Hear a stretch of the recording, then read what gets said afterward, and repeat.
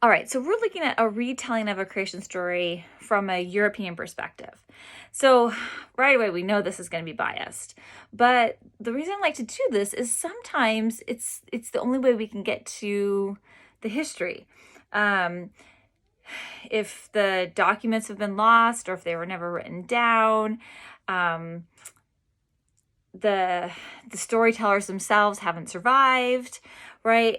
This might be the only way we could get to the history. So it's a good way for us to kind of think about how we can use sources that we know are problematic, but can we still kind of pull anything from them that's of value?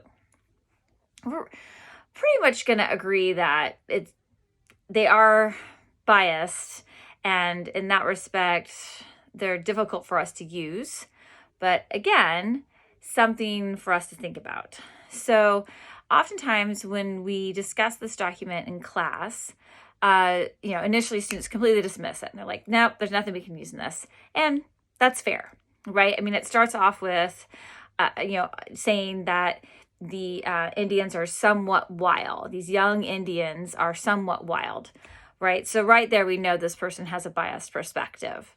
It also notes here that when the story of the Christian creation story is told to them, they cannot believe or they will not understand. They say according to their opinion of the world, right? So the Native Americans have an opinion about the world, but the European feels like his story is like the truth. So right there, that gives us a little bit more of that biased perspective. They say here towards the end that they question that whether or not the Europeans question whether or not this can be real, like a real story, because it's not been written down, right? They say they say is all they have learned from their fathers on the subject of creation, which has been handed down to them and which they believe is true, right? So they believe it to be true. He seems to be saying, we know it's not true, is kind of the implication there. So yes, for the most part, this retelling tells us more about Europeans than it does about Native Americans, as is often the case if we're going to look at the source from the perspective of the oppressor.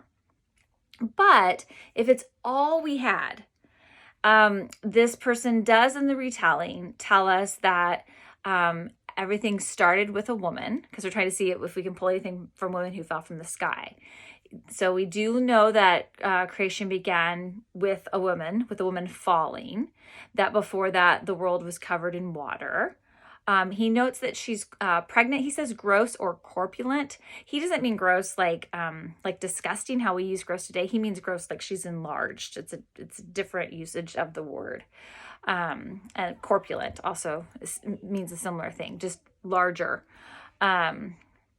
So not how we use those words today, but how he intended it. And so again, suggesting that she's pregnant, and says that she will bring forth a child. We don't get the animals in this story, right? Which is also a huge thing that's missing.